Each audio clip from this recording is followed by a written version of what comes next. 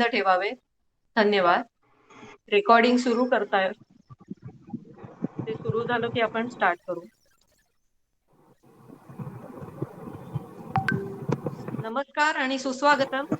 सख्यानो घेऊ उंच भरारी पुष्प 10 मध्ये मी बेला गोळे आणि तांत्रिक व्यवस्थापक रागिणी बापट आपल्या सर्वांचे सहर्ष स्वागत करतो. आजच्या परिसंवादाचा विषय आहे मनोबल आणि स्वास्थ्य. मंडळी, आज 10 ऑक्टोबर, आज वर्ल्ड मेंटल हेल्थ डेच्या निमित्ताने आपल्याकडे मनाशी निगडीत कार्य करणाऱ्या 2 विशेष सख्या आल्या आहेत. मन आणि शरीर याचं अतूट नातं असतं. मन प्रसन्न असेल तर शरीर निरोगी राहतं. त्यामुळे स्ट्रेस, अँझायटी, डिप्रेशन या गोष्टींकडे दुर्लक्ष न करता त्याच्यावर योग्य वेळी उपचार घेतले गेले पाहिजे.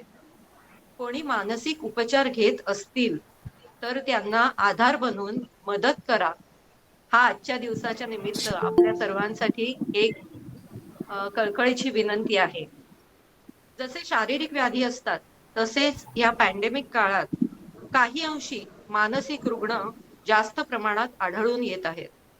त्यांना मदतीसाठी आपल्या आजच्या सख्या खूप मोलाचं योगदान देत आहेत. तर लगेचच आपण त्यांची ओळख करून घेऊया. त्यांच्याशी बोलल्यावर आपल्या सर्वांना नक्कीच प्रेरणा मिळेल आणि खूप मदत होईल अशी मी आशा करते. आपली पहिली सखी आहे होमिओपॅथिक डॉक्टर सुपर्णा सोहनी. 1997 मध्ये यांनी धोंडू मामा साठे पुणे या कॉलेजमधून BHMS ची पदवी घेतली. तसेच the other song international academy of advanced homeopathy इथे ऍडव्हान्स्ड होमिओपॅथीचा सर्टिफिकेट कोर्स केला. Renowned psychiatrist doctor Mahesh Gandhi यांच्याकडे treatment of psychiatrist disorders with homeopathic medicine हा कोर्स केला आहे. सध्या त्या गोरेगाव मुंबई येथे प्रॅक्टिस करतात. यांची 10 वर्षाची प्रॅक्टिस आहे. तर सुपर्णा, खूप वेलकम आहे आजच्या शो मध्ये. आणि आपली दुसरी सखी आहे सायकोलॉजिस्ट अनघा छत्रे. अनघा यांनी BSc विथ सायकोलॉजी केलंय. तसेच PGDPC म्हणजेच post graduation diploma in psychological counselling केलं आहे. काउन्सिलिंग या क्षेत्रात त्यांचा 22 वर्षांचा अनुभव आहे. त्या पुण्याच्या आहेत आणि फ्रेंडली आणि अप्रोचेबल अशी त्यांची ख्याती आहे. तर दोघींचंही स्वागत. आपण लगेचच गप्पांना सुरुवात करूया. डॉक्टर सुपर्णा, तुम्हाला मी विचारेन की होमिओपॅथी म्हणजे काय आणि ही कोणत्या देशामधून आलेली पॅथी आहे? सगळ्यात आधी आपण गप्पांना तर सुरुवात करूच या, पण सगळ्यात आधी बेला तुझं खूप खूप अभिनंदन आणि मला आज इथे बोलवल्याबद्दल खूप खूप धन्यवाद. आता तुमच्या प्रश्नाच्या उत्तराकडे आपण वळूया. तर होमिओपॅथी ही एक पॅथी आहे. जशा आपण ॲलोपॅथी, आयुर्वेद या पॅथीज ऐकतो, होमिओपॅथी ही पण एक पॅथी आहे. आयुष, मिनिस्ट्री ऑफ आयुषच्या अंडर या सगळ्या पॅथीज येतात. एकच मिनिट अनघाताई, तुमचा ऑडिओ बंद कराल हिचं होईपर्यंत? हो हो नक्कीच. थँक्यू. तर मिनिस्ट्री ऑफ आयुषच्या अंडर या सगळ्या पॅथीज येतात. जसं आयुर्वेद, योगा अँड नॅचरोपॅथी, युनानी, सिद्ध आणि होमिओपॅथी या 5 पॅथीज आयुष मंत्रालयाच्या अंडर येतात. यांना आम्हाला सगळ्या या डॉक्टर्सना आयुष प्रॅक्टिशनर्स असं पण म्हणतात. तर होमिओपॅथी ही पॅथी होलिस्टिक मानली जाते. म्हणजे काय, तर जरी तुमची व्याधी एखाद्या ऑर्गनपुरती सीमित असेल, एखाद्याच ऑर्गनचा त्रास असेल, तरी त्याचे परिणाम तुमच्या इतर बॉडीच्या इतर ऑर्गन्सवरती पण आपल्याला दिसून येतो आणि मनावर सुद्धा. म्हणून आलेल्या रुग्णाची पूर्ण डिटेल हिस्ट्री घेऊन औषध दिलं जातं आणि त्याचा आजार मुळापासून बरा केला जातो.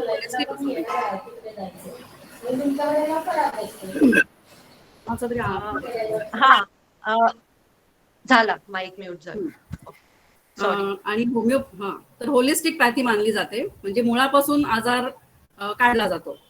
आणि होमिओपॅथी हा शब्द 2 ग्रीक शब्दांपासून बनलेला आहे, होमोयो आणि पॅथोस.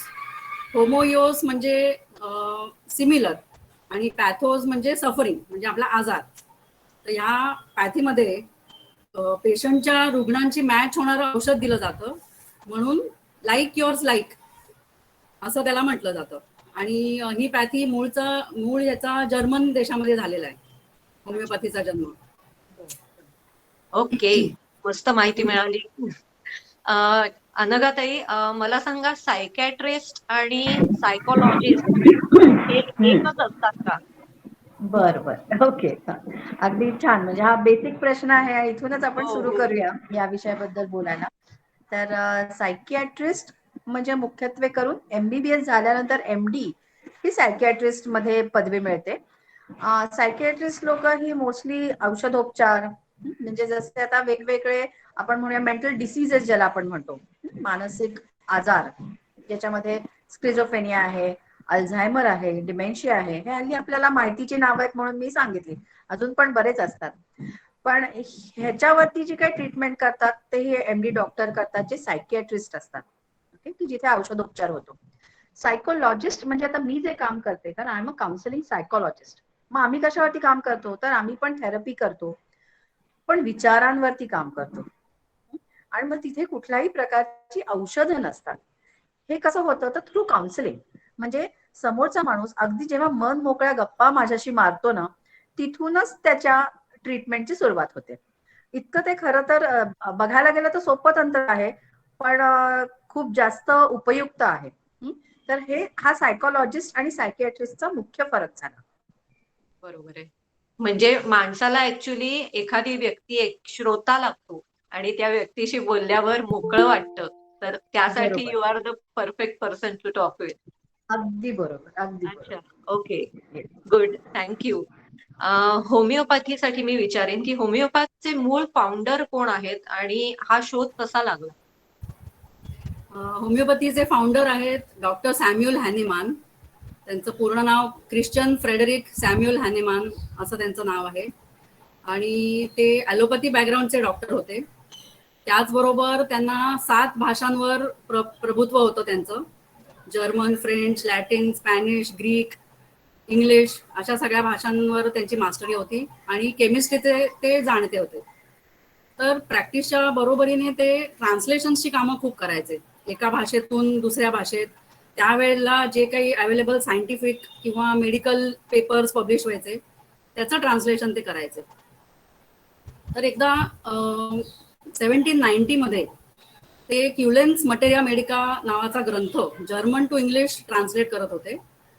तेव्हा त्यांना एक वाक्य आढळलं की मलेरिया हा ताप सिंकोना बार्क नावाच्या औषधाने बरा झाला, कारण त्याच्यामध्ये काहीतरी बिटर म्हणजे कडू औषधी गुण होते आणि पोटाला टोन देणारं काहीतरी त्याच्यात मेडिकल प्रॉपर्टी होत्या, त्यामुळे मलेरिया बरा झाला.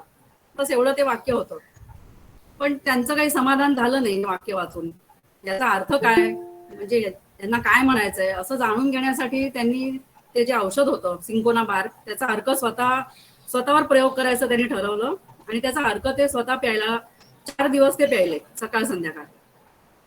5व्या दिवशी त्यांना स्वतःच्या शरीरावर मलेरिया सारखे आजार दिसायला लागले. डोकं दुखणं, चक्कर येणं, हातपाय गार होणं, ताप, थंडी वाजल्यासारखं होणं, विकनेस असं सगळं जाणवायला लागलं. म्हणून ह्याच्यावरनं त्यांनी काय म्हणजे ह्याच्यावरनं त्यांना असं सिद्ध करायचं होतं किंवा सिद्ध झालं रादर, की एखाद्या पेशंटचा आजार बरा करण्यासाठी आपण त्याला असं औषध दिलं पाहिजे, जे औषध हेल्दी म्हणजे आपल्याला कोणताही आजार नसलेल्या माणसांनी जर घेतलं तर सिमिलर सिमटम्स आपल्याला त्याच्यावर दिसतील. सिमिलर स्टेट पेशंटची, म्हणजे आपल्याला तर मलेरियाचं जसं उदाहरण दिलं तसे सगळे तसे सिमटम्स उमटतील असं औषध आपण शोधलं पाहिजे. हा एक त्यांना त्याच्यात निष्कर्ष काढला गेला. अच्छा. मग त्या काळात आणखीन अशी जी झाडं किंवा मुळं जी काय होती ज्याचे मेडिसिनल प्रॉपर्टीज माहिती होत्या, अशी झाडं त्यांनी स्वतःवर त्याचे अर्क बनवून प्रयोग करायला सुरुवात केली. मग कधी स्वतःवर, कधी कलिग्सवर, असं करत करत त्यांनी 6 वर्ष हा प्रयोग केला. 6 वर्षांनी त्यांना हे पूर्ण त्यांनी सिद्ध करून त्यांचा फर्स्ट पेपर 1796 मध्ये पब्लिश झाला आणि that is the birth of homeopathy. ओ तर माय गॉड, ग्रेट. हा असा तो हे झालेला आहे. आणि मग आमचा पहिला लॉ तिथून आलेला आहे, सिमिलिया सिमिलिबस क्युरेंटर. मगाशी म्हटलं तसं लाईक क्युअर्स लाईक, किंवा काट्याने काटा काढणं आपण साध्या भाषेत म्हणू शकतो. हो, हो, हो. असा तो हे झालेला आहे. अच्छा. आणि आणखीन काय विचारलंस तू? नाही त्याच्याचबरोबर नाही, शोध कसा लागला आणि कोणी फाउंडर कोण? बरोबर. येस. छान छान माहिती मिळाली. अं, अनघाताई, तुम्ही सगळ्या एज ग्रुप मधल्या लोकांचं काउन्सिलिंग करता, हो. तर ह्याचं श्रेय तुमचा स्वभाव म्हणायचा का शिक्षण म्हणायचं? अच्छा.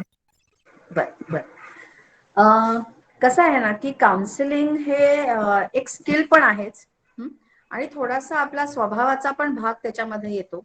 काही गोष्टी या जसं आपण म्हणतो की एखादी व्यक्ती खूप जास्त संवेदनशील आहे, की दुसऱ्याच्या संवेदना, दुसऱ्याच्या भावना समजू शकते. तर हे कुठेतरी काउन्सिलिंगला नक्कीच लागतं.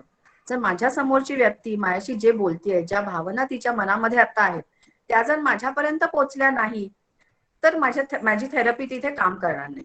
सो कुठेतरी भावना समजून घेणं, शांतपणे ऐकण्याची एक सवय असणं, जे आपल्याला खूप हल्ली आपण खूप रेअरली बघतो, की ज्याला आपण लिसनिंग स्किल्स म्हणतो, की ते पण इथे खूप गरजेचं आहे. हे काही काही स्किल्स आणि मी म्हणलं तसं की त्याच्यात एक स्वभावाचा पण भाग आणि आपण असं म्हणूया की एक संपूर्ण जे आपलं आयुष्य आहे, हं, त्याचं एक परिपूर्ण असं थोडंसं त्याच्याबद्दलचं ज्ञान, समज या सगळ्या गोष्टींचा उपयोग होतो जेव्हा मी काउन्सिलिंग करते. आणि मग त्यामुळे मग अगदी लहान मुलांचं काउन्सिलिंग असो किंवा एखाद्या 75 वर्षाचे, अगदी 80 वर्षाचे पण आजी माझ्याकडे आलेले आहेत काउन्सिलिंगसाठी. सो त्यांच्याशी मी ज्याला आपण म्हणतो ना कनेक्ट होऊ शकते. त्यांच्याबरोबर माझं एक नातं जुळतं. At the end of the sessions माझं नेहमी एक माझ्या क्लायंटशी नातं जुळलेलं असतं. त्यामुळे अशा प्रकारचा मग उपयोग हा थेरपी म्हणून नक्कीच होतो. बरं, खरंय. आणि त्याच्या जोडीला ज्ञान असेल तर मग दोन्हीचा सुवर्ण मध्य बॅलन्स राखून बरोबर, तुम्हाला ट्रीटमेंटसाठी मदत होते. Correct, okay, correct. छान छान. होमिओपॅथीमध्ये प्रूव्हिंग म्हणून एक टर्म ऐकलेली आहे, तर त्याची काय पद्धत आहे? बरोबर आहे. प्रूव्हिंग म्हणजे एखादं औषध आपण तयार केलं आणि मग त्याचे आपल्याला औषधी प्रॉपर्टीज काय आहेत, त्याचे गुणधर्म काय आहेत हे जाणून घेण्यासाठी, जसं एरवी गिनी पिगवर प्रयोग केले जातात, तसं होमिओपॅथीमध्ये हेल्दी ह्युमन बिईंग. हेल्दी म्हणजे काय? त्याला कोणताही आजार नसला पाहिजे, त्याला कोणत्याही प्रकारचं औषध चालू नसलं पाहिजे, असे काही क्रायटेरिया दिलेले आहेत.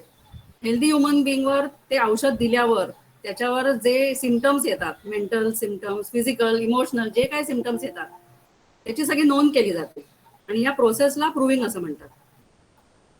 तर हे प्रूव्हिंग महिला आणि पुरुष दोन्ही यांच्यावर केलं जातं. कारण काही काही औषधांची ऑर्गन ॲफिनिटी असते, जसं की काही औषधं कदाचित महिलांसाठी जास्ती कामाला येऊ शकतात, काही औषधं पुरुषांच्या ऑर्गन्सवर जास्ती काम करू शकतात. तर हे सगळे फरक काय आहेत का हे जाणून घेण्यासाठी दोन्ही याच्यावर प्रूव्हिंग केलं जातं. ओके. याची पद्धत अशी असते की जे प्रूव्हर्स असतील त्यांना ते जे काय औषध आपल्याला प्रूव्ह करायचंय ती बाटली दिली जाते आणि किती वेळा ते औषध घ्यायचं ते सगळे इन्स्ट्रक्शन्स दिल्या जातात. आणि मग ते प्रत्येक सिमटम त्यांना काय काय स्वप्न पडलं, काय वाटलं, कुठे खाज आली का, डोकं दुखलं, जे काय तुम्हाला तुमच्या नॉर्मल स्थितीपासून जो काय फरक जाणवेल ते सगळं सिस्टमॅटिकली तारीख, वेळ असं सगळं घालून सिस्टमॅटिक नोट डाऊन करायला सांगतात. आणि असे हे प्रयोग म्हणजे खूप मोठ्या प्रमाणात केले जातात. आणि मग त्याचा सगळा डेटा ठराविक कालानंतर ते जे प्रूव्हर मेन आहेत त्यांच्याशी आपण संपर्कात राहून सगळा डेटा कलेक्ट केला जातो. आणि मग त्याचं सगळं ते डेटा एकदा झालं की हे औषध ह्याच्यासाठी आहे, याचे हे सिमटम्स आहेत, असं एकदा प्रूव्हिंग कम्प्लीट झालं की त्याची एंट्री 2 वेगवेगळ्या प्रकारच्या पुस्तकांमध्ये केली जाते. एक म्हणजे मटेरिया मेडिका, त्याच्यात सगळ्या औषधांची पूर्ण डिटेल माहिती असते प्रत्येक औषधाची. आणि दुसरं आहे, आम्ही त्याला रेपर्टरी म्हणतो, म्हणजे प्रत्येक म्हणजे एखादं औषध लेफ्ट साइडेड हेडेकसाठी उपयोगी आहे का, राईट साइडेड, असे एन नंबर ऑफ त्याच्यात त्याप्रमाणे एंट्रीज केल्या जातात. कारण पेशंट जेव्हा आमच्या समोर येतो, कसं आहे आमच्याकडे मोर दॅन 4000 मेडिसिन्स अवेलेबल आहेत होमिओपॅथीत आणि नवीन नवीन प्रूव्हिंग होत आहेतच, रिसर्च चालूच असतो. तर आलेल्या पेशंटला 4000 औषधांमधून मला एक त्याला परफेक्ट मॅच होणारं औषध निवडून द्यायचं असतं. तर त्याच्यासाठी या रेपर्टरी, मटेरिया मेडिका याचा रेफरन्स घ्यावाच लागतो. म्हणजे हे एवढं नॉलेज एक ह्युमन बिंग असं लक्षात तर नाही ठेवू शकत. काहीतरी मिस होण्यापेक्षा रेपर्टरी आणि याचा आधार घ्यावाच लागतो. तुम्ही बघितलं असेल होमिओपॅथच्या टेबलवर नेहमी पुस्तकं किंवा मग लॅपटॉप, आता लॅपटॉप किंवा मोबाईलमध्ये हे सगळे आलेले आहेत. तर त्याच्या आधारे, कारण कसं आहे जराही पेशंटनी जर इन्फॉर्मेशन नीट दिली नाही ना तर औषधं आमची बदलू शकतात. पेशंटनी चुकून लेफ्टचं राईट सांगितलं, काही झालं तर त्याप्रमाणे आमचं औषधाचा हे चॉईस बदलू शकतो. बरोबर. त्यामुळे हिस्ट्री आणि ते रेपर्टरीचा आधार घेऊन ते प्रूव्हिंगचं ते महत्व हे सगळं त्याच्याशी निगडीत आहे ते. आणि ह्याच्यात जेंडर अफेक्ट्स म्हणजे स्त्री पुरुष हो. याप्रमाणे सुद्धा औषधांचं त्याप्रमाणे सुद्धा म्हणजे असं नाहीये की हे औषध स्त्रियांसाठी काम करतं म्हणजे पुरुषांना देऊ नाही शकत असं नसतं. पण येस, बायकांच्या म्हणजे काही औषधं युट्रस आपल्या पाळीच्या आजारांसाठी कदाचित जास्ती काम करतील असं. तर दोन्हीवर टेस्टिंग होतं आणि असं काही फिक्स्ड हे नसतं. एकच औषध आम्ही जे मेल्ससाठी आहे ते फिमेल्सना पण वापरू शकतो depending on the symptom similarity.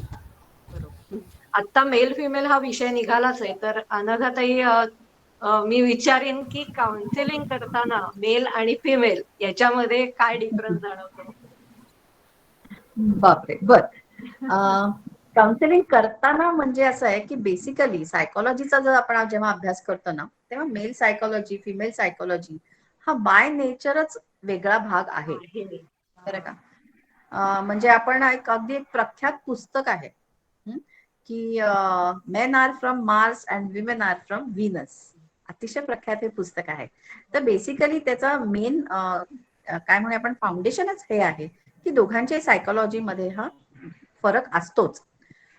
Coming back to जो तू आता बेला प्रश्न विचारलास की मला काउन्सिलिंग करताना काय फरक जाणवतो. आता मला माहिती असतं म्हणजे एखादी स्त्री असेल तर एखाद्या सिच्युएशन कडे तिच्या बघण्याचा दृष्टिकोन, त्याच सिच्युएशन कडे पुरुषाचा बघण्याचा दृष्टिकोन हा वेगवेगळा आहे आणि वेगवेगळा असतो. तर त्याला बेसिक सायकोलॉजीच आहे आणि त्यामुळे मग त्याप्रमाणे त्या गोष्टी हँडल केल्या जातात. बरोबर. म्हणजे मेन तो एक बेस पकडूनच तुम्हाला त्या माणसाकडे बघावं लागतं की हा एक पुरुष आहे आणि ही एक स्त्री आहे, त्यामुळे तेवढा ऍडजस्टमेंट कपॅसिटी आणि करेक्ट, बाय नेचरच एक डिफरन्स असतोच आणि त्यामुळे तो समजून घेऊन जेव्हा गोष्टी बोलल्या जातात त्यामुळे त्याचा उपयोग होतो.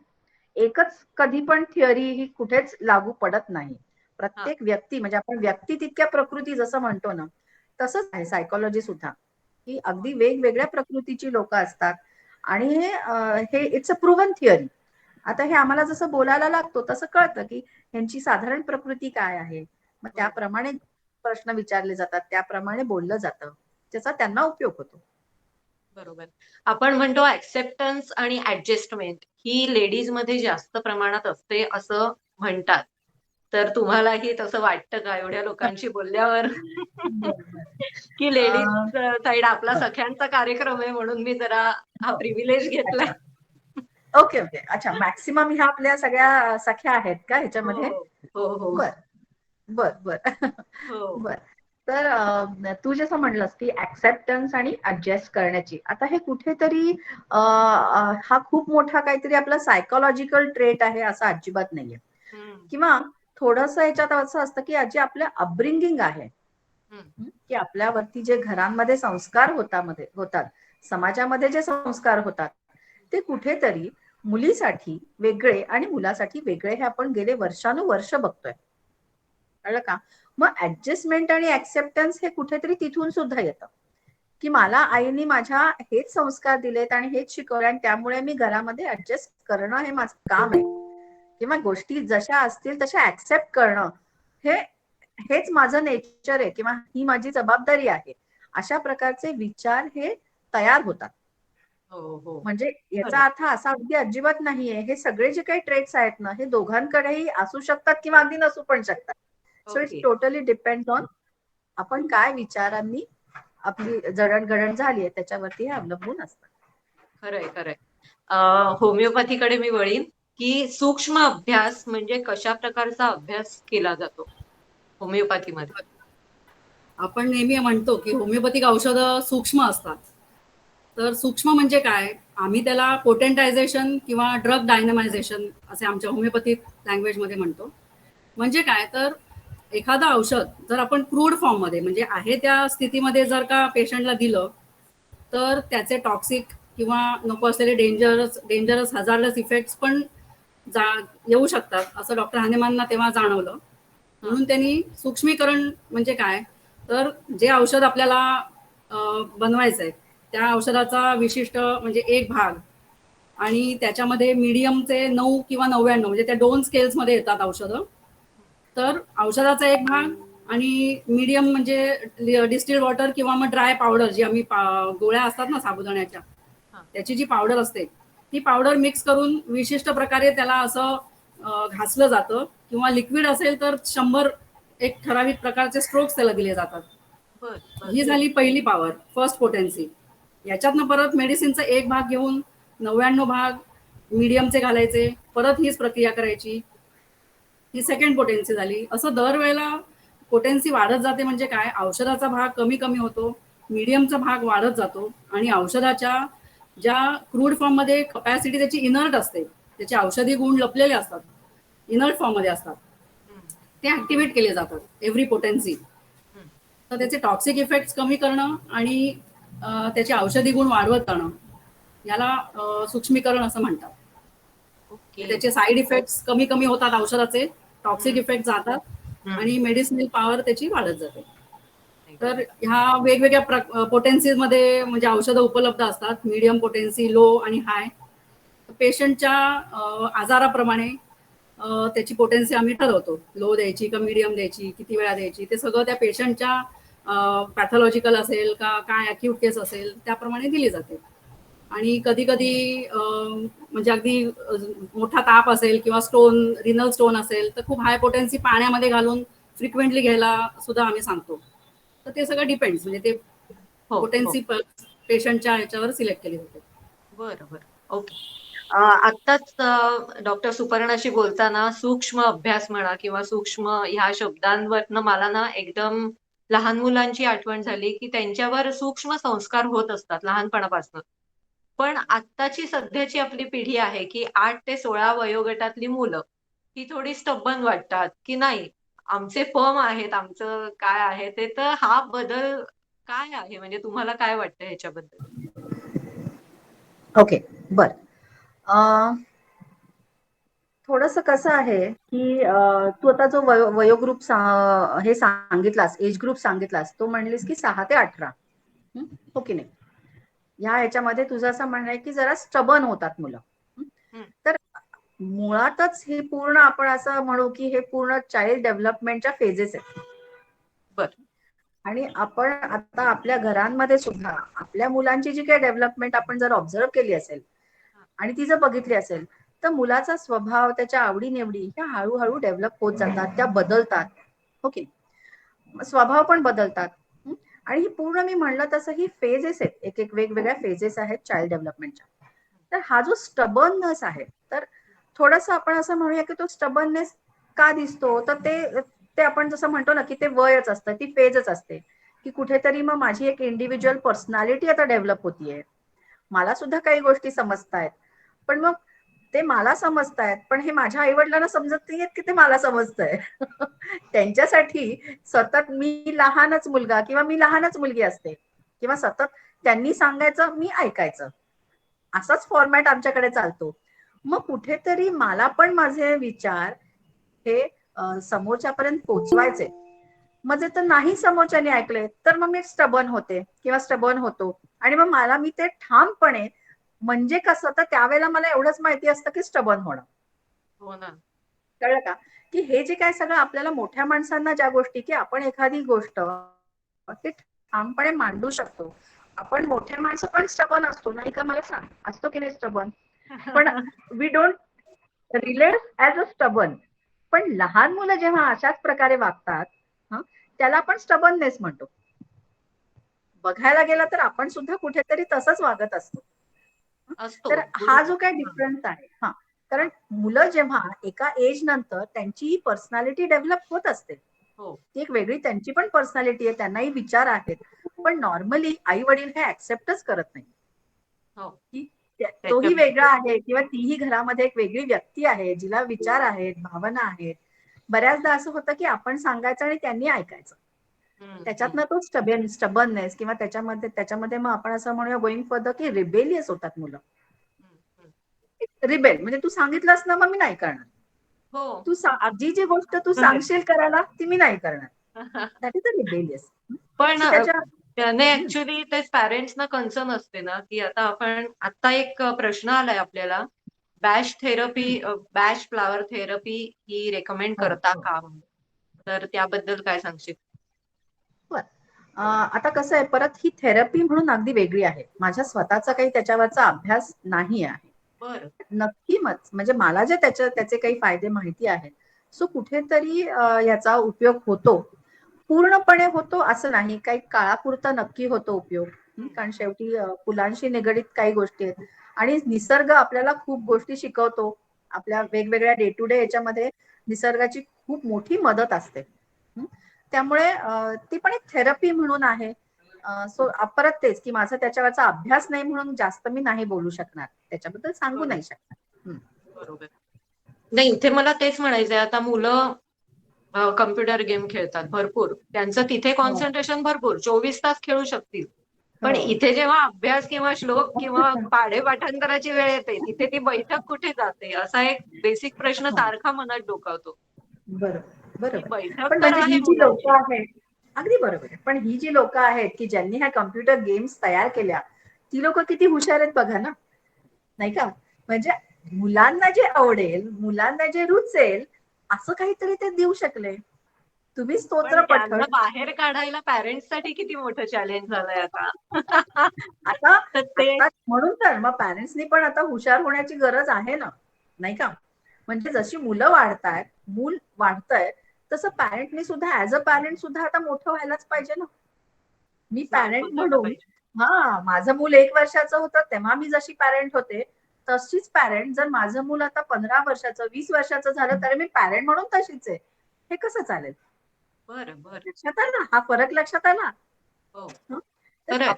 आपण हा विचारच करत नाही, हा. हो की नाही? सो पॅरेंट म्हणून आपणही कुठेतरी आपली समज आणि हे सगळं ग्रो करायलाच लागतं. बरं. म्हणजे मग मुलांना आपण ज्याला आपण म्हणू की त्यांना त्यांना हँडल करणं, म्हणजे नॉर्मल हा जो शब्द वापरला जातो की मुलांना सांभाळणं किंवा योग्य संस्कार करणं, योग्य सवयी लावणं, हे मग काही प्रमाणात सोपं होतं. खरंय, म्हणजे तपश्चर्या आहे ती. म्हणजे असं नाही म्हणता येत की नक्कीच मुलगा मोठा पॅरेंटिंग, झाला, 18 वर्षाचा झाला तरी म्हणजे मी तेच ते म्हणते की चालतं. Parenting is always a journey. It is हो. अ जर्नी आणि ती जर्नी आपण आपल्या मुलांबरोबर छानपैकी घालवायची आहे. बरं. आणि त्याच्यात अप्स अँड डाऊन्स येणार नाहीत का? तर येणार. जसं मुलं शिकतात तसं पॅरेंट म्हणून आपणही शिकतोय आणि शिकायचंच आहे, नाही का? बरोबर. हो की नाही? त्या त्यांच्याबरोबर दोन्हीचं आपण पण शिकतोय. त्या हा. दोन्हीचा बॅलन्स मग ती करणं हे गंमत. पॅरेंट्सचं काम आहे. कारण बरोबर. म्हणजे आपण मोठे असतो आणि मुलं लहान असतात. म्हणून कायम पॅरेंट्सनीच अशी भूमिका घ्यायची की त्याने दोघांमध्येही समतोल राहील. असं अगदी तुमचं बरोबर. म्हणणं आहे असं मला जाणवलं. हो, म्हणजे ओके. शिक्षण हे जे आहे, जे आपण नेहमी म्हणतो की माणसाने सतत शिकत राहावं. मग इथेच का आपण असं स्टबर्न होतो? नाव दिस ओके. Word comes. हो, हो. इथेच का आपण असं करेक्ट. स्टबर्न होतं? And then correct. We feel की नाही, मी पॅरेंट आहे म्हणजे मला सगळं माहिती आहे. अरे काही गरज नाहीये. ओके. हो की नाही? ओके. हां, असं. Okay. Thank you. Doctor Suparna, आता ह्या मुलांचा विषय निघाला तर सगळ्या एज ग्रुपसाठी होमिओपॅथ मेडिसिन असतं, बरोबर? तर होमिओपॅथ मेडिसिन्स ही कशापासून तयार होतात? होमिओपॅथिक मेडिसिन्स बऱ्याच म्हणजे सगळ्या नैसर्गिक गोष्टींपासूनच बनलेली आहे. आता आपण झाडं, प्लांट किंगडम जर म्हटलं, तर आपल्या आजूबाजूला किंवा आपल्या माहितीत असलेली प्रत्येक वस्तू तू घरातच जर बघितलंस, कांदा, बटाटा, टोमॅटो, मिरची, कोथिंबीर, तू जे काही तुझ्या घरात अवेलेबल असतं किंवा मार्केटमध्ये, त्या प्रत्येक गोष्टीपासून होमिओपॅथिक मेडिसिन तयार आहे, म्हणजे उपलब्ध आहे. बर. हो. किंवा आपला मिसळणाचा डबा जर तू घेतलास, त्याच्यातलं हळद आहे, हिंग आहे, जिरं, या सगळ्या गोष्टी याच्यापासून पण मेडिसिन्स आम्ही वापरतो. हो. ओके. अगदी ओके. म्हणजे फळं सुद्धा तू म्हणशील हा तर हा हा. कुठलाच म्हणजे सोडलेला नाहीये. आंबा, चिक्कू, any you name it and we have it. तर ही सगळी झाली प्लांट किंगडमची माहिती. त्याच्यानंतर आपल्या शरीरात जे काही हॉर्मोन्स असतात, जसं की कॉर्टिसोल आहे, थायरॉइड हॉर्मोन आहे, याच्यापासून सुद्धा आमची होमिओपॅथिक मेडिसिन्स पोटेंटाईज करून आम्ही वापरतो, म्हणजे तयार मिळतात ती बाजारात. त्याच्यानंतर आपण शाळेत जे पिरियॉडिक टेबल शिकतो केमिस्ट्रीमध्ये, मॅन्डेलिव्हचं पिरियॉडिक टेबल, त्या प्रत्येक मेटल, नॉन मेटल एलिमेंट, प्रत्येक ह्याच्यापासून औषध, म्हणजे आता अगदी मिठापासून ते सोनं, म्हणजे सिल्वर, गोल्ड, लेड, कॉपर, हे सगळे सगळे धातू यांच्यापासून औषधं बनलेली आहेत. आणि काही acids, sulphuric acid, nitric acid यांच्यापासून सुद्धा औषधं, अशी विविध सोर्सेस पासून आमची औषधं बनलेली आहेत. त्यामुळे ते पेशंटला जसं मॅच होईल हिस्ट्री तसं ते औषध दिलं जातं. Okay okay, thank you. अनघाताई, इंग्रजी भाषेत आता शिक्षणाची पद्धत आलेली आहे, तर हो. प्रादेशिक भाषेचा संपर्क कमी होतोय मुलांचा. हो. तर कसं मातृभाषेची आवड कशी निर्माण करावी, किंवा त्यामुळे ऍक्सेंट्स पण आता संस्कृत भाषेमधून शिकली मुलं किंवा श्लोक म्हटले तर एक हम्म. वाणी पण शुद्ध होते, म्हणजे ऍक्च्युली त्याच्यामध्ये बेनिफिट्स खूप आहेत. तर बरोबर. मुलांना याकडे वळवण्यासाठी काही रेमेडीज सांगाल का? आता पूर्वी लहान मुलं संध्याकाळी रामरक्षा म्हणायचे, हो की नाही? म्हणजे लहानपणी आपल्या सुद्धा तुम्हाला आठवत असेल तर काही घरांमध्ये ही पद्धत होती की संध्याकाळी रामरक्षा म्हणायची आणि रामरक्षेबरोबर मग हनुमान स्तोत्र असेल असं वेगवेगळं. तर हे जे काही होतं की त्यावेळेला मग ते जे काही घरातली एखादी मोठी व्यक्ती असेल ती स्ट्रिक्ट असायची त्या बाबतीमध्ये की बाबा 6 वाजले, दिवे लागण्याची वेळ झाली की ते म्हणायचं. हे शेवटी संस्कार आहे. याचा अर्थ काय की कुठेतरी आपण त्यांच्या मनामध्ये रुजवतोय, मुलांच्या मनामध्ये, की हे बाबा महत्वाचं आहे. त्यावेळेला मुलांना त्याचं महत्व कळत नसेल की हे रामरक्षा म्हणण्यामुळे आपल्याला काय फायदा होतोय किंवा आपली वाणी शुद्ध होतीये, पण ते म्हणायचं आणि ते म्हटलं म्हणून घ्यायची मोठी माणसं. अशा प्रकारचं आता मला सांग बेला की घरोघरी अशा प्रकारे आता म्हटलं जातं का? किंवा आई वडील तेवढे आग्रही असतात का? तर नसतात, नाही का? म्हणजे आपण आता जेव्हा म्हणतो की मग मुलांना आता मराठी भाषेबद्दलचं प्रेमच नाहीये, किंवा जसं तू मगाशी म्हणलीस की मातृभाषेमध्ये आता सतत शिक्षणही नसतं, आपलं मराठीमध्ये नसतंच, इंग्रजीमध्ये असतं. ठीक आहे, म्हणजे आपण असं म्हणूया की जगभरामध्ये जर आपल्याला आता शिक्षण घ्यायचंय, पुढे जायचंय, तर education language is English, fine. पण म्हणून आपले संस्कार जे आहेत किंवा आपली जी मराठी आहे मग ती विसरूनच जायची का? तर नाही. मग त्याच्यासाठी मग जे काय प्रयत्न करता येईल जे आपल्याला आता घरीच करायला लागतील. कारण शाळांमध्ये तर आपण असं म्हणूया की मुळात आता शाळांना एवढे जबाबदाऱ्या आहेत की त्याच्यामध्ये आपण हे पॉसिबल नाहीये त्यांना. मग ह्या सगळ्या गोष्टी कुठेतरी घरातल्यांनी एक थोड्याशा काही गोष्टी ठरवून घेतल्या, मग मराठी भाषेमध्ये एवढं मोठं साहित्य आहे, ते समजा आई वडील आजी आजोबा कोणीतरी त्यांना जर वाचनाची आवड असेल तर मुलं हे बघतात. मुलं ही सतत सगळ्या ऑब्झर्वेशन करत असतात आणि हे तुम्हाला दिसेल सुद्धा. ज्या घरामध्ये अशी वाचनाची आवड आहे किंवा ज्या घरामध्ये भजनं म्हणणं, गाणी म्हणणं, मराठी गाणी ही सतत लावली जातात, म्हणजे मग ती आता सध्या युट्यूबवर असेल, तर तिथे मुलांमध्ये ही आवड निर्माण होते आणि ती आपोआप होते, काही वेगळं करायला लागत नाही. सो ह्या सगळ्या गोष्टी आपल्याला कुठेतरी जे आपल्याला पाहिजे ना की नाही माझ्या मुलाला ही सगळी आवड पाहिजे, त्याच्यासाठी मी काय करू शकते किंवा मी काय करू शकतो हा विचार पण आता महत्वाचा आहे. सगळ्याच गोष्टी आपल्याला शाळेवरती सोडून चालणार नाही. Absolutely, that is correct. संध्याकाळी जरी घरामध्ये म्हटलं जातं ना तरी मुलांना इंटरेस्ट नाही वाटत, अशी आहे सिच्युएशन. त्यामुळे माहिती नाही असं का. कारण बाहेर गोष्टी त्याच्यापेक्षा इंटरेस्टिंग खूप आहेत ना. जसं आता तू म्हणतेस डिस्ट्रॅक्शन खूप आहेत, डिस्ट्रॅक्शन. आता मी जसं सांगितलं तसं असं आपण म्हणूया की 90% फॅमिलीज मध्ये आणि घरांमध्ये हे आता तू म्हणतेस तशा गोष्टी की नाही, आपण जसं म्हणलं तसं की रामरक्षा नाही म्हणलं, पण जर असं आपण बघितलं की 5 आणि 10% घरांमध्ये ही सवय मुलांना आहे, तर तिथे तुम्ही बघाल की त्या मुलांना तू म्हणतेस तसं ती मातृभाषेची आवड, ते काय म्हणूया आपण संस्कृत स्तोत्र पठण, हे सगळ्याची आवड आणि हे आहे. सो शेवटी हा परत संस्काराचा भाग आहे. लहानपणापासून मुलं जे बघतायत, जे ऐकतायत, त्या प्रकारे त्यांचेही विचार घडतात किंवा तशी त्यांची पण आवड निर्माण तयार होते. खरंय खरंय. हे प्रत्येकाचा लाईक्स डिसलाईक्स म्हणा आणि संस्कार म्हणा, अपब्रिंगिंग म्हणा, यावर बेस्ड असतं. मला तेच होमिओपॅथीला कनेक्ट करायला आवडेल की ह्या सगळ्याचा परिणाम होमिओपॅथच्या औषधावर पण डिपेंड असतो का? म्हणजे रुग्णाची डिटेल्ड हिस्ट्री हा जो फॅक्टर आपण कन्सिडर करतो होमिओपॅथच्या रिलेटेड, तर त्याचा काय रोल असतो आणि ते किती महत्वाचं? खूप महत्वाचा प्रश्न विचारलायस.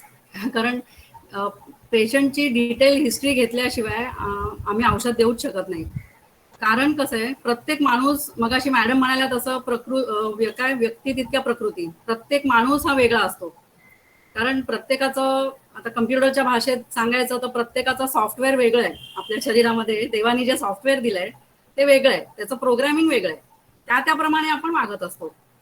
तर ते सगळं जाणून घेण्यासाठी हिस्ट्री इज व्हेरी इम्पॉर्टंट. तर त्याच्यामध्ये आजार तुमचा कोणत्याही म्हणजे जरी डायबिटीज असेल तरी त्याचे परिणाम वेगवेगळ्या भागांवर होतात. मेंटली सुद्धा तुम्ही डिस्टर्ब असता, म्हणून हिस्ट्री ही नेहमी मेंटल आणि फिजिकल अशी पूर्ण हिस्ट्री घेतली जाते. कारण होमिओपॅथी मेडिसिन देणं हे पझल जसं लहान मुलं करतात ना, जिक्सॉ पझल, तर ते पझलचे पीस सगळे बसल्याशिवाय ते पझल पूर्ण होत नाही. तसं आम्हाला तुमच्या माइंडचे सिमटम्स, तुमच्या काय म्हणायचं त्याला स्वभावाचे सिमटम्स, तुमचं आहार कसा आहे, तुम्हाला भूक किती लागते, घाम किती येतो, हे सगळे पझल पीसेस फिट झाल्याशिवाय परफेक्ट ड्रग पिक्चर आम्ही म्हणतो, परफेक्ट आम्हाला औषध शोधणं कठीण होऊन जातं. आणि याच्यामध्ये सुद्धा म्हणजे अगदी पार बालपणाची हिस्ट्री सुद्धा आम्ही घेतो. बालपणाची हिस्ट्री घेण्यामागे खूप महत्वाचा हेतू असा आहे की आपण जसे मोठे मोठे होतो तसा आपला स्वभाव बदलत जातो. आणि आम्ही त्याला कॉम्पेन्सेटेड म्हणतो.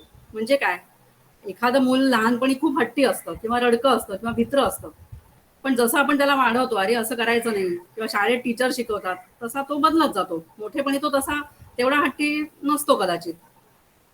पण आम्हाला ह्याची गरज का असते, कारण जसे आपण मोठे होतो आपण बदलत जातो, याला कॉम्पेन्सेटेड म्हणतो. पण औषध देण्यासाठी प्युअर स्टेट तुम्ही लहानपणीचा स्वभाव कसा होता, कारण किंवा आम्हाला ड्रीम्स, स्वप्न काय पडतात हे पण आम्ही विचारतो. कारण आपण जेव्हा जागे असतो ना, आपल्या मनाचे 2 भाग जर आपण घेतले, कॉन्शियस माइंड आणि सबकॉन्शियस माइंड, आपण जागेपणी आपलं कॉन्शियस माइंड ऍक्टिव्ह असतं, सबकॉन्शियस माइंड तेव्हा इनऍक्टिव्ह असतं.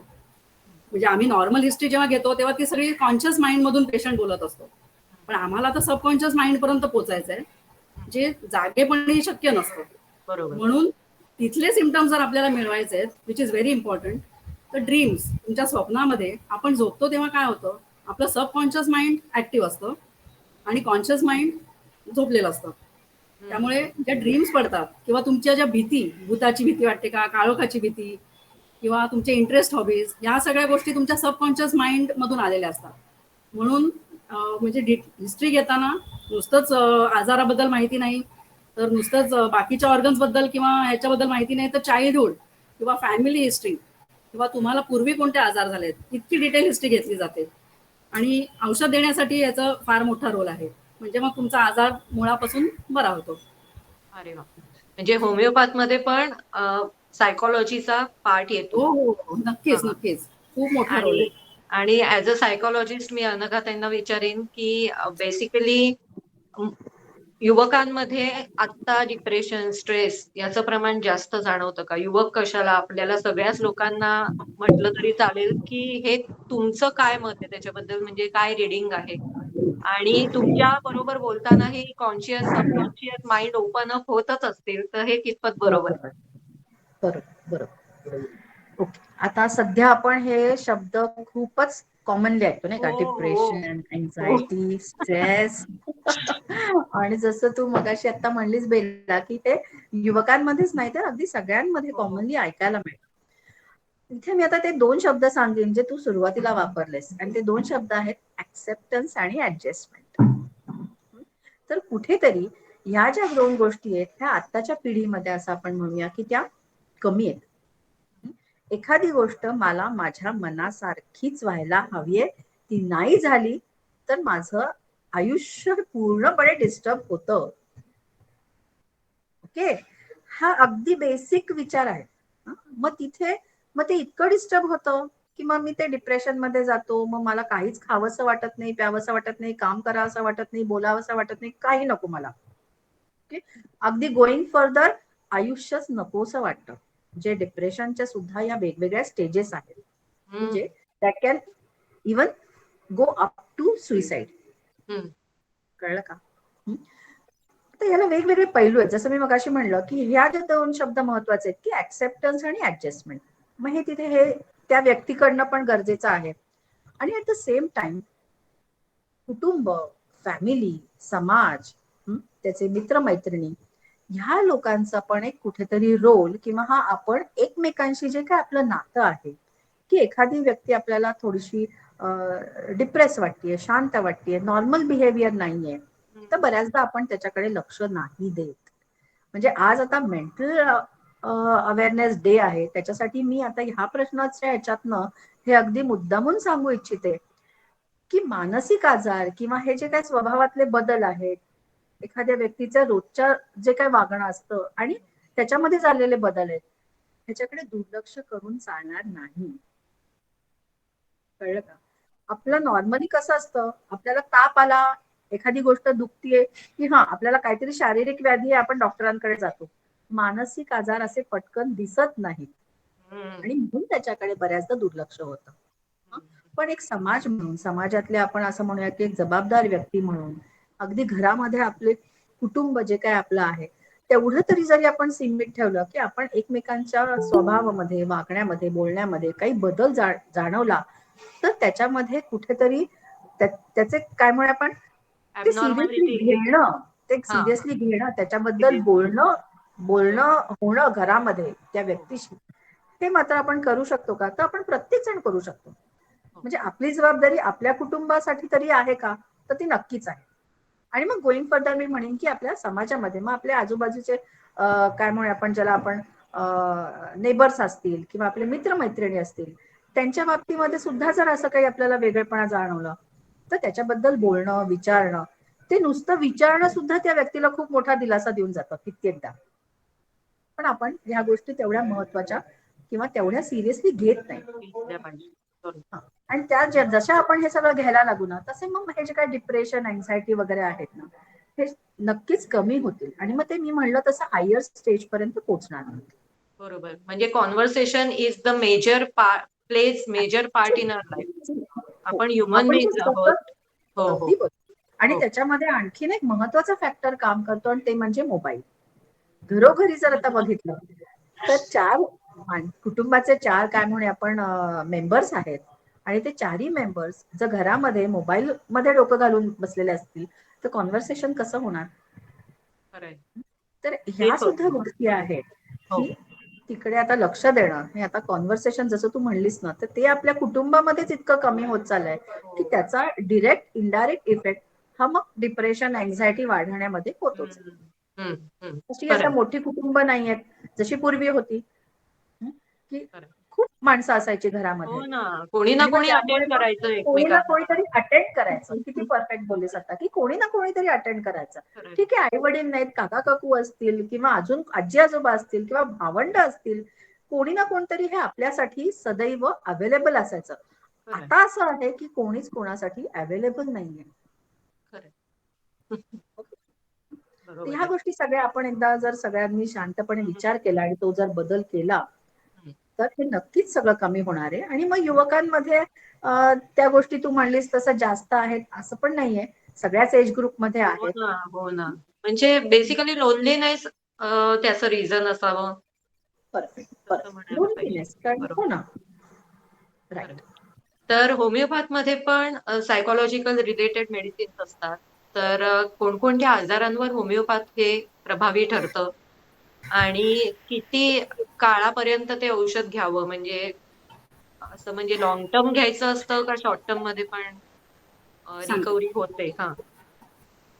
तर पहिला प्रश्न, कोणकोणत्या आजारांसाठी आपण होमिओपॅथी घेऊ शकतो? तर सगळ्या आजारांसाठी, अगदी सर्दीपासून कॅन्सरपर्यंत प्रत्येक आजारासाठी आपण होमिओपॅथी घेऊ शकतो. कारण homeopathy treats man with the disease, not the disease in the man. म्हणजे काय, तर होमिओपॅथी काय फक्त आता तुला जर किडनी स्टोन आहे तर फक्त किडनी मधला स्टोन काढणार नाहीये. असा माणूस ज्याच्या किडनीमध्ये स्टोन आहे त्याला आणखीन काय व्याधी आहे, तो त्याला मेंटली आणखीन काय त्रास आहे का, अशा सगळ्या गोष्टी बघून त्या माणसाला आम्ही ट्रीट करतो. त्यामुळे होमिओपॅथीला म्हणजे कुठल्या डायग्नोसिसचं बंधन नाहीये. म्हणजे लोक विचारतात की तुमच्याकडे ह्याच्यासाठी औषध आहे का, त्याच्यासाठी औषध आहे का, तर हो, सगळ्या व्याधींसाठी औषध आहे. अगदी ऍक्यूट डिसिजेस, क्रॉनिक डिसिजेस.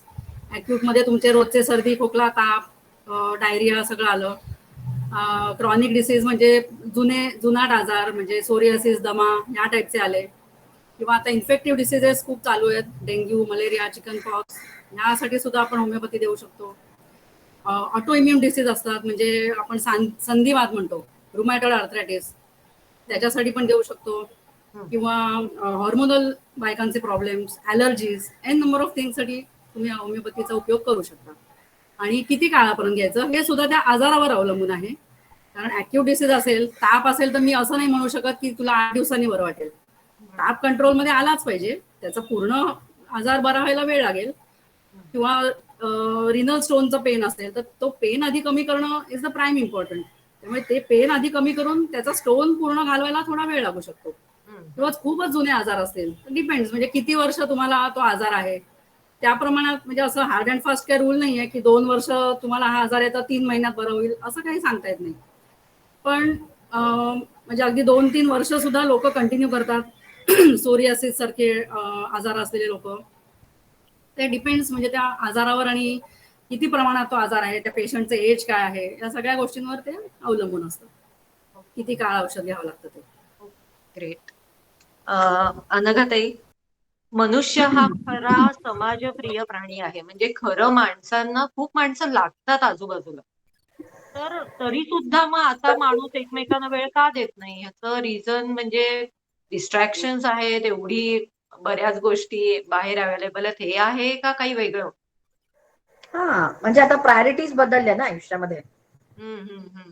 आपल्या आता सध्या प्रायोरिटीज काय आहेत? पैसा कमवणं मॅक्सिमम आपण बघूया. म्हणजे ज्याला आपण सौख्य म्हणतो, समाधान म्हणतो, मराठीतले अगदी जे पूर्वीच्या काळी हे शब्द अगदी रेग्युलरली वापरले जायचे.